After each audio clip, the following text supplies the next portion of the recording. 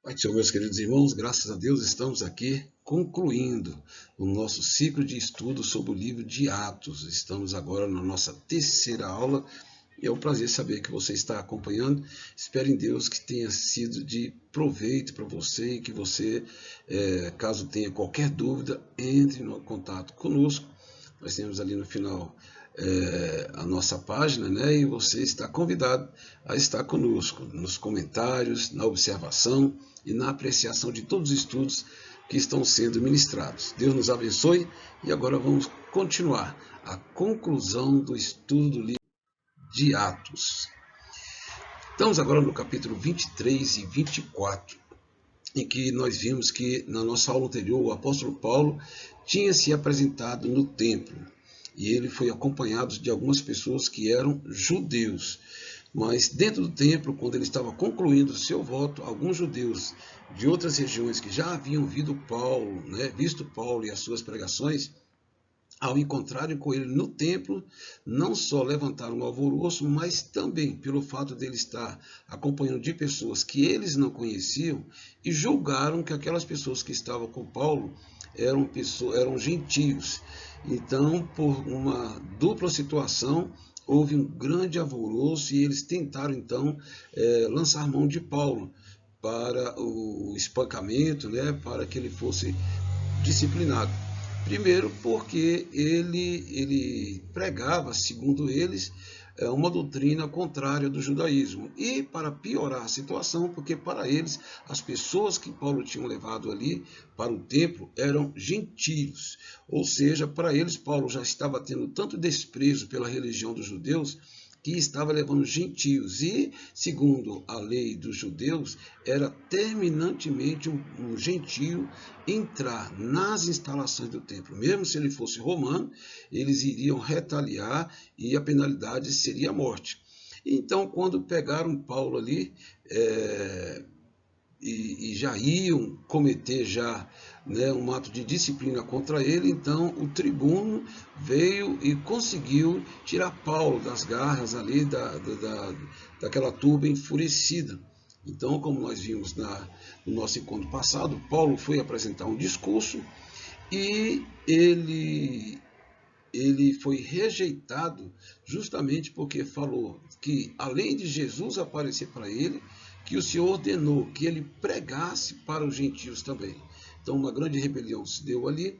Foi então quando o tribuno tirou Paulo daquela situação e levou para a prisão, para um lugar protegido também.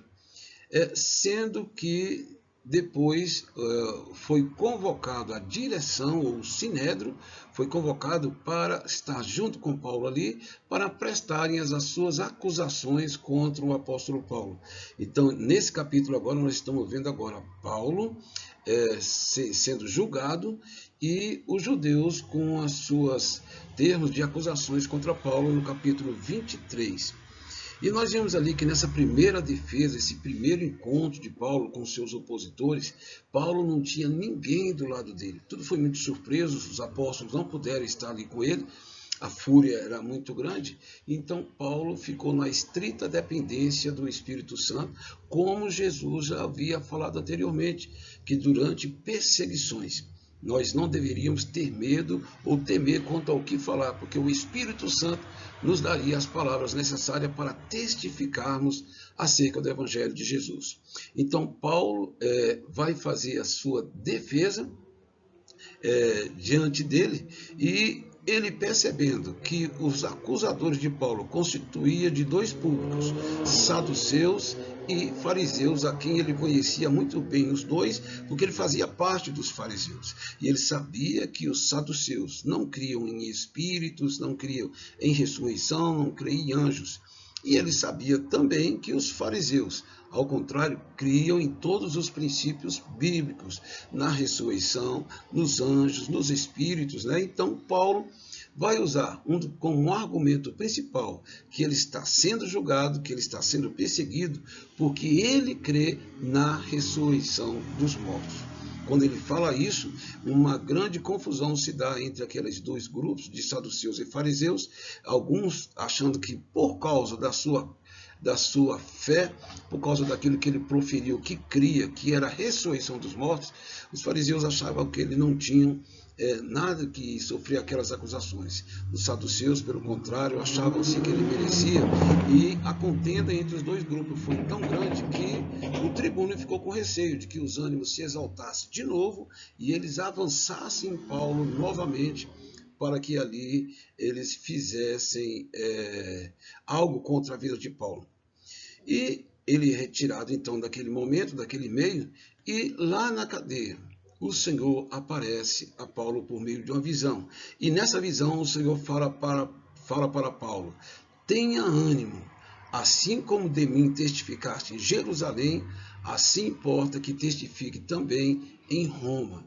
O Senhor estava assegurando que, a despeito da confusão que estava ali, de toda a situação contra o apóstolo, o próprio Deus estava na direção dessa situação e ia proteger Paulo de tal maneira que ele certamente sairia dali de Jerusalém e iria testificar dele em Roma. Os judeus, então, vão fazer uma conspiração, uma conjuração de não comer nada, não se alimentarem de nada até que consiga matar Paulo. E eles montam uma estratégia que é chamar o tribuno para um novo julgamento. E a ideia era que quando o tribuno fosse levar Paulo para aquele julgamento, um grupo de judeus estariam já esperando, iriam pegar Paulo ali de surpresa, e todos os soldados, e iriam matar Paulo. Só que essa situação ela foi notificada ao sobrinho de Paulo. O sobrinho de Paulo ficou sabendo e foi lá na prisão e avisou a Paulo, que avisou também ao tribuno.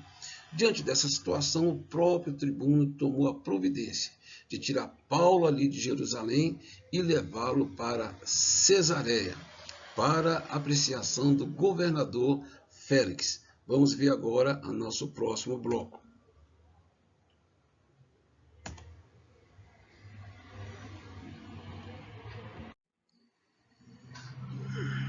Chegando em Cesareia, Paulo, ao chegar em Cesareia, ele também ficou detido. E ali vai acontecer, a partir desse momento vai acontecer uma promessa na vida de Paulo, que ele haveria de testificar do Senhor para reis e governadores. Quando Paulo chega em Cesareia, o governador Félix convida ou convoca os acusadores de Paulo para apresentarem a sua acusação.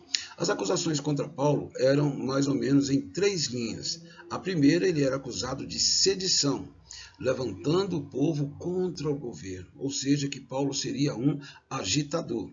Segunda acusação, de heresia, porque com o que Paulo estava pregando estava causando divisões religiosas mediante a pregação de falsas doutrinas. Como o judeu não cria que Jesus era o Cristo, Jesus era o Filho de Deus, que a salvação estava aberta para todos os homens, não por meio de sacrifícios, não por meio de guarda de ordenanças, nem da lei, mas pela fé em Jesus Cristo.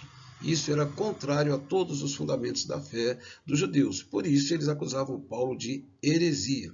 E outra acusação é o sacrilégio, que ele teria profanado o templo. O que nós sabemos que não é verdade, porque as pessoas que Paulo levou para fazer cumprir voto lá no santuário eram judeus como Paulo, mas os seus acusadores entenderam que eles eram gentios. Então, nós vemos que Paulo, diante dessas acusações, novamente apresenta a sua defesa, relatando a sua inocência e pureza das suas intenções. Sempre foi um judeu religioso, um judeu zeloso, um religioso, temente a Deus. E ele reitera que o motivo da sua prisão, novamente, é a crença na ressurreição dos mortos. E Félix ouve a defesa de Paulo e não viu motivo para acatar as acusações dos judeus. Por isso, os judeus são despedidos dos seus acusadores, Paulo volta para a prisão. E na prisão, o Félix, governador Félix, por várias ocasiões, convida Paulo para ouvir as suas explicações, as suas justificativas. Em várias ocasiões, então, Deus deu a Paulo a oportunidade de pregar para aquele líder, mas aquele líder ele tinha uma outra motivação também. Aquelas convocações para ouvir Paulo, na verdade, era um interesse que ele tinha também, de que Paulo desse algum dinheiro para ele, para que assim ele pudesse livrar. Mas como Paulo não ofereceu, porque Paulo tinha a direção de Deus, que era para ele ir para Roma. Então, Félix também não deixou soltar. E como estava chegando o fim do governo de Festo, ele agora, de Félix, ele agora seria substituído por Festo. Então Paulo ficou 2 anos aguardando para definirem a sua situação. E nós vemos aqui no destaque algumas das acusações dos judeus contra Paulo. Temos achado que esse homem é uma peste, promotor de sedições entre todos os judeus por todo o mundo, e o principal defensor da seita dos nazarenos, o qual intentou também profanar o templo, e nós o prendemos conforme a nossa lei o quisemos julgar. Essa foi os termos das acusações dos judeus. Então nós vamos ver agora no próximo momento, já que sob Félix os judeus não lograram sucesso na acusação contra Paulo, já que sob Félix, o próprio Félix não conseguiu o dinheiro que ele gostaria que Paulo pagasse para o liberar, Paulo agora vai ser ouvido por Festo, o substituto de Félix. Nos capítulos 25 e 26, nós temos os novos testemunhos de Paulo perante as autoridades, conforme prometido por Deus. O governador Festo recebe o conselho dos judeus, que reiteram as acusações contra Paulo, e o convida a se defenderem em Jerusalém, a fim de agradar também aos judeus. Ou seja, Festo também recebeu a comitiva de judeus que expuseram as suas acusações. Festo, ao que parece, tinha certa indiferença com relação à demanda dos judeus e à situação de Paulo também. E, ouvindo as acusações dos judeus, ele então propõe a Paulo que, e claro, para tentar agradar os judeus, ele propõe a Paulo se ele gostaria de ser ouvido novamente em Jerusalém, e Paulo já sabia que em Jerusalém havia armadilhas para ele, e Paulo também, pelo discernimento do Espírito, sabia que na verdade Festo estava tentando agradar aos judeus, colocando a vida dele em risco. Por isso, nessa hora, Paulo, como cidadão romano, ele apela que ele seja ouvido pelo império. O que nós vamos dizer ali numa linguagem figurada, ele apela para ser ouvido por César, ou seja, pela jurisdição romana. Diante dessa situação, Festo não poderia fazer mais nada, a não ser encaminhá-lo então para César, já que Paulo era cidadão romano. Mas Festo tinha uma dificuldade, porque ele não tinha os argumentos necessários para encaminhar Paulo para o julgamento na jurisdição romana. Isso porque a fundamentação das acusações dos judeus era eminentemente religiosa. E isso não levou Festo a ter uma segurança no que ele poderia encaminhar Paulo. Naquela época estava um casal real, estava ali visitando aquela jurisdição, que era Herodes Agripa e a sua esposa Berenice. Festo então aproveita essa oportunidade e pede que eles dois ouçam a exposição de Paulo para que eles também o ajudem a ter uma fundamentação para poder encaminhar através de carta para Roma. Nessa oportunidade, Paulo tem uma nova oportunidade, na verdade, de novamente testificar para governadores e aos reis. Eles ouvem atentamente a exposição de Paulo, a tal ponto que ele ficou tão impressionado que ele perguntou a Paulo se Paulo estava querendo convertê-lo. E Paulo, na ousadia, disse: olha, não só o Senhor, mas também todas essas paredes que estão aqui. Paulo, então, como ganhador de alma, fez o que pôde para levar a verdade àquele casal, mas que não se deixaram convencer para a conversão deles. E a conclusão deles é que realmente não havia nenhuma acusação que pudesse incriminar a Paulo. Agripa concluiu que Paulo deveria ser solto, mas como ele apelou para César, para o Império Romano, deveria ser julgado em Roma. e é o que Festo então vai providenciar. Vimos então, a partir do capítulo 28, né, que Paulo é encaminhado para Roma. A viagem para Roma foi uma viagem extremamente difícil para Paulo, porque a embarcação que ele estava foi acometida no meio de uma grande e furiosa tempestade. E nessa tempestade ficou claro que eles não conseguiriam chegar ao lugar em segurança. Paulo advertiu o comandante que essa de viagem eles haviam parado em um determinado local e Paulo já havia orientado o comandante para não continuar a viagem, sob pena de perder vidas. Mas o comandante baseou-se mais na sua experiência do que na direção de Deus que estava dando para Paulo. E ele preferiu continuar a viagem. E, continuando a viagem, foram acometidos por uma grande tempestade, de tal maneira que o barco já não estava mais resistindo. Jogaram mantimentos, jogaram tudo ali que era um peso em excesso fora, mas mesmo assim o barco continuou a se definhar diante da tempestade. E foi quando então, todos temerosos da sua vida, Deus dá a visão para Paulo, que nenhum do que estariam ali haveriam de se perder. Talvez até por amor a Paulo, o Senhor haveria de preservar todos. E Paulo então falou isso para o comandante, lembrando ele ao comandante que se o comandante tivesse ouvido a direção de Paulo, não estariam naquela situação. Mas de qualquer forma, Paulo agora assegura a todos que nenhum daqueles que aí estão iriam perecer. Como homem de Deus, ele tranquiliza toda a tripulação.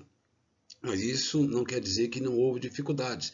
O barco continuou a passar por dificuldades diante da tempestade, até que chegaram a uma visão da ilha de Malta.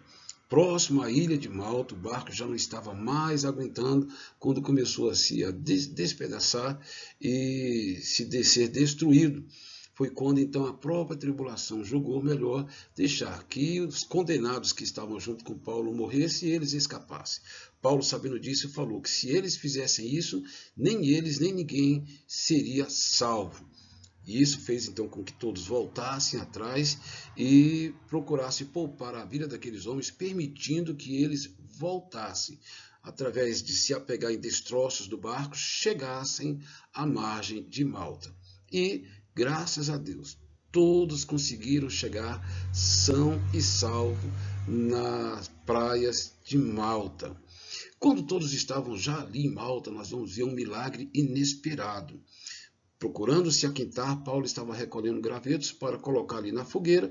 Foi quando então, do meio desses gravetos, saiu uma serpente que picou a Paulo.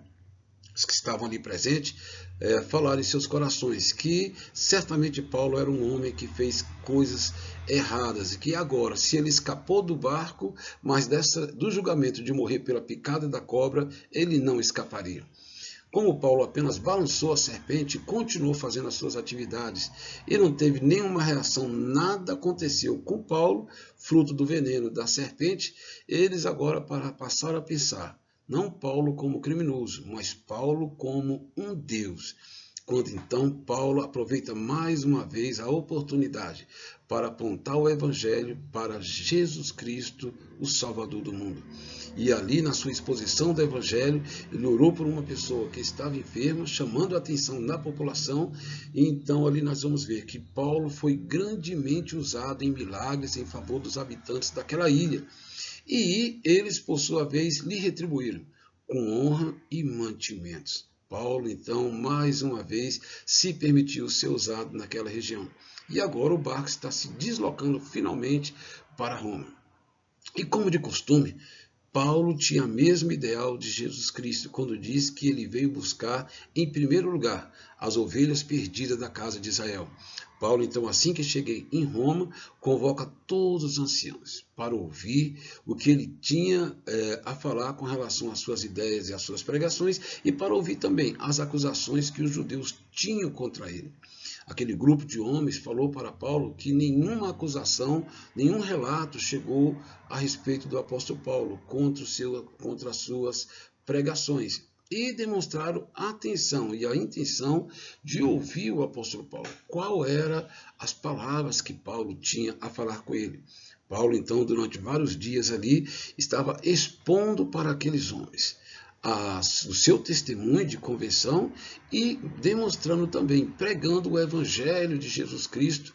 E como resultado, uma parte creu na pregação do apóstolo Paulo, mas uma boa parte também rejeitou a mensagem. E como de costume Paulo também fazia isso, Paulo os repreendia, dizendo que como eles rejeitaram o conselho de Deus, a palavra de Deus, o evangelho e a salvação por meio de Jesus Cristo, ele então iria pregar para os gentios. Por causa disso, durante 2 anos, foi dada uma casa para que Paulo alugasse em prisão domiciliar. E durante esses 2 anos, Paulo teve a completa liberdade de pregar o evangelho. As pessoas queriam visitá-lo por curiosidade, por querer conhecê-lo, a todas elas. Paulo teve a oportunidade de pregar a fé e a salvação por meio de Jesus Cristo, o Filho de Deus. E o livro de Atos termina de uma forma assim abrupta, com esse pequeno relato de Paulo, ali na sua prisão domiciliar, e não entra mais em detalhes. Mas fica para nós todo o legado do livro de Atos. Um legado de fé, de ousadia, sinceridade, homens e mulheres cheios do Espírito Santo, dando a sua própria vida em testemunho de que Jesus Cristo é o Senhor e Salvador. Que Deus nos abençoe e vamos agora concluir essa lição. Paulo prega em Roma, como está aí nesse visual, e eu quero deixar para você nosso agradecimento por você ter participado dessa aula, convidando você também a fazer parte do nosso grupo de estudos. É um prazer, é só acessar ali a nossa página, né? Os nossos vídeos. É um prazer muito grande compartilhar a verdade do Evangelho. Que Deus te abençoe, que o livro de Atos lhe sirva de inspiração para pregar, testificar e viver o Evangelho. Deus em Cristo abençoe a todos vocês.